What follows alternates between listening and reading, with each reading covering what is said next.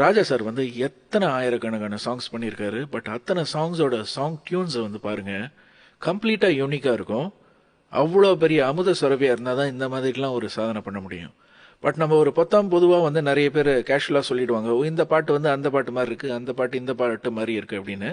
So பாட்டோட டியூனே வந்து கம்ப்ளீட்டாக வேற மாதிரி இருந்தாலும் அந்த ஃபீலை வந்து நமக்கு கொடுக்கறதுக்கான மெயின் ரீசன் வந்து அந்த பாட்டோட பேக்ரவுண்ட் ஸ்கோர். இப்போ வந்து அவர் காலகாலமாக ஒரு ஸ்டாண்டர்ட் ஆர்கெஸ்ட்ரல் செட்டப்பில் எத்தனையோ ஒரு ஜெனுவனாக ஹியூமன் கிரியேஷனை வச்சு எத்தனை சாங்ஸை கொடுத்துருக்காரு. ஸோ அந்த மாதிரி வரும்பொழுது ஆர்கெஸ்ட்ரேஷனோட சவுண்டிங் வந்து நம்மளுக்கு கிட்டத்தட்ட ஒரே மாதிரி இருக்கிறதுனால நம்ம வந்து கேஷுவலாக சொல்லிடுறோம். பட் மியூசிக்கலாக பார்த்தா அது வந்து கம்ப்ளீட்டாக டிஃப்ரெண்ட்டாக தான் இருக்கும். பட் நமக்கு வந்து இந்த மாதிரி இன்னொரு பாட்டை வந்து ரிசம்பிள் பண்ண வைக்கிறதுக்கான மெயின் ரீசன் அதுதான். அதே ஒரு டிபிக்கல் இருக்கிற ரெசிபியை வச்சு நம்ம விதவிதமாக டிஷ்ஷஸ் சமைச்சா எப்படி இருக்கும். ஸோ அந்த மாதிரியான ஒரு விஷயம் தான். ஸோ நிறைய பேர் வந்து கேஷுவலாக சொல்லிடுறாங்க, "ஓ, இது இந்த அந்த பாட்டு மாதிரி இருக்குது, இந்த பாட்டு மாதிரி இருக்குன்னு."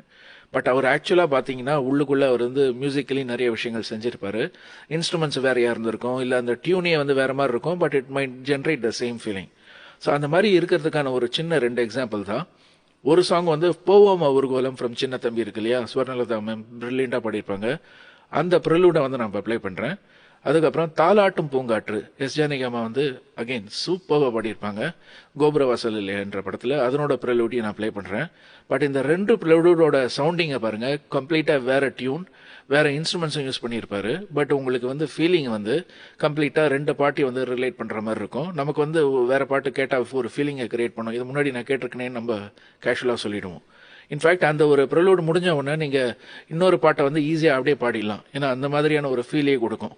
அதாவது "போவோமா ஊர்கோலம்" ப்ரிலூட் முடிஞ்ச உடனே நீங்கள் "தாலாட்டும் பூங்காற்றுன்னு" பாடலாம், இல்லை "தாலாட்டு பூங்காற்று" முடிஞ்ச உடனே "போவோமா ஊர்கோலம்னு" பாடலாம். ஸோ அதுக்கான ஒரு சின்ன எக்ஸாம்பிள் தான் அது. ஸோ லெட் மீ ப்ளே "போவோமா ஊர்கோலம்" ஃபர்ஸ்ட்.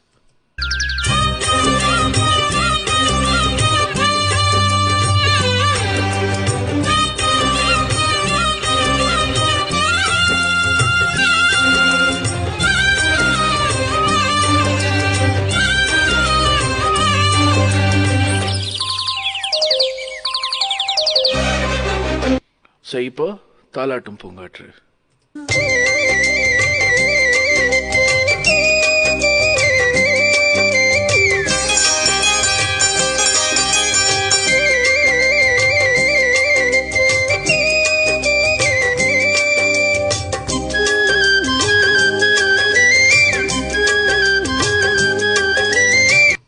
ஸோ 2 ப்ரெலூடும் பாருங்க, ஆக்சுவலாக it kind of generates the same feeling. அதாவது 2 பாட்டோட ஃபீலிங் அதே மாதிரி. இந்த பாட்டையே நீங்கள் கண்டினியூவாக பாடிடலாம். இந்த ப்ரெலூட் முடிச்சு இந்த 2 பாட்டை எதை வேணாலும் நீங்கள் பாடிடலாம்.